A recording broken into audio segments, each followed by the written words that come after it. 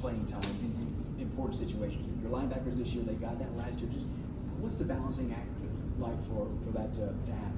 Yeah, obviously start with that group. Peyton Wilson has played a lot of football, as we all know. Is kind of the heartbeat of our defense right now. And then 3 other guys really stepped up during fall camp. 2 of those guys have played in the past. Jalen Scott has played a lot of football. Devin Betty has played a lot of football. And Caden Fordham, he's been a big piece of our special teams. And then he's also got game time. So those guys have all gotten experience. And it's their time now. Losing the production we did with Isaiah and Drake. It's time for somebody else to step up. And, I feel really good about those 4 guys right now. And in game situations, do you plan on getting guys playing time in important situations so we can take the starters out and get those guys some time? Yeah, it depends on what the game, how it's going and all that. We're playing to win. I'm, planning to keep people off the scoreboard. So, obviously we're worried about that first unit first and see who else earns the right to play. A lot has been made about, the secondary and the growth there, but I wanted to ask you about the defensive line, the depth that you have there. Obviously, 3 that you have as starters, guys that have been starters before, but all of the talent behind them too that's kind of pushing them with the transfers that you have in, some of the freshmen as well. Yeah, in all my years of coaching in this defense, I think this is the best defensive line I've ever had. It's a full unit. We're deeper than we've ever been. We feel good about 8 guys going in the game at any time. So really like where they're at. Love the leadership of that band, and CJ and Savion and Travali Price. Those guys have all played a lot of snaps. And then our new guys, Noah Potter, Britt, Hibbler, and then we've got Brandon, who's played a lot of football. So, Isaiah Shirley's coming on, so we can use him at times. Nick Campbell. So, we got a lot of guys right now that we're counting on to play. How about the secondary then? Yeah, secondary, the leadership of Shy and Aiden White, anytime you got 2 returning corners that's been 3-year starters, and, I count on those guys to kind of lead back there. They've played in big games, made big plays. And then you go to Jakeem, and, he started a lot of games as well. Boykin. So, I like where we're at. We've got a lot of depth again, a lot more depth than we've ever had. Guys we can put in a game and not have to worry or change positions, things like that. Now that in this secondary, Cecil Powell's just a lot of time with injury. First off, how's he been doing physically, and what are the sort of characteristics you see from him to kind of, stay with the program and fight through that adversity? Yeah, he's been a kid that hadn't played football in 2 years, so very proud of where he's at. He had a great fall camp, getting back in the swing of things. And, Cecil's always a guy, he loves to play football, and I'm glad that his body's allowing him to at this time. And, he's running really well. He's smart. He knows our scheme. So, looking for some big things out of him.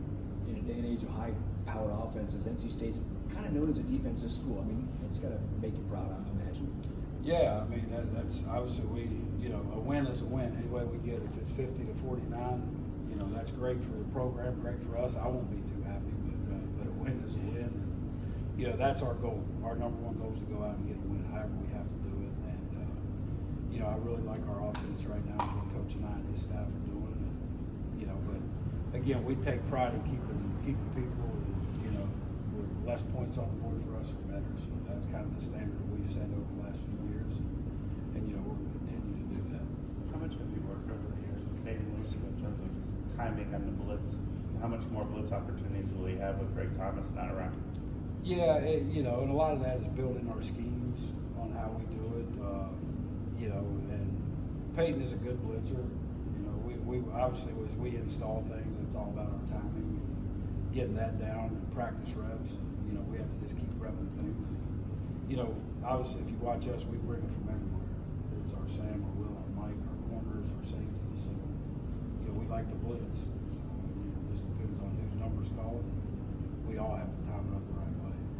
Where do you think UConn is going to test you? UConn's a good football team. They got a lot of guys back. I just think that what they do that's unique is they get in a bunch of condensed formations, a lot of movement, motions, trying to get your eyes bad, and then they can run the football. They have an effective run game. Their O-line is very experienced, so I think they're going to try to run the ball, and get us to play more guys in the box and try to play action and throw it over is what I would think that they're going to do to us. Right before you walked up here, UConn actually just named Joe Fagnano, the main transfer, as their starting quarterback for next week's game. Just your thoughts on him, what you've seen from film so far from him? Yeah, you know, we've studied a bunch of film on all three of the quarterbacks. There wasn't a whole lot on the Penn State transfer. He only got to play 11 snaps to start the year a year ago. You know, got hurt. Obviously, we played against 11 last year at our place. He played the whole game. And, you know, we have to study more main film and just kind of see how they're going to use him. And I know he's familiar with their offense. Their old head coach, I think, is now the offensive coordinator there. So, you know, but obviously he's a smart guy and we pick it up. You know, so we'll see. Obviously it's going to be the first game is always the hard one, right? We don't know what to expect, so we're working a lot of different things, and you know we have to be able to adjust on the sideline and go out and play good defense throughout the game. What's that marriage between Coach Nani's offense and your defense? How has that looked so far in fall camp and everything? How are you two fit together? Yeah, really good. Coach and I have worked together in the past. Obviously coached against them, but you know I really like what they do with their scheme. They get you out in space and do a lot of different things, one-on-one work where you have to make tackles. Again, a lot of movement. They're going to score points and do things. We have to shut people down and allow it all to blend. I'll know a lot more here in about a week or so how it's going to work. Do you find that helps prepare your defense when you face offenses that are similar? No doubt about it. Yes, we're getting some really good work in them. I feel like our kids are comfortable and with the movements and shifts and trades and all the things that happen in the game.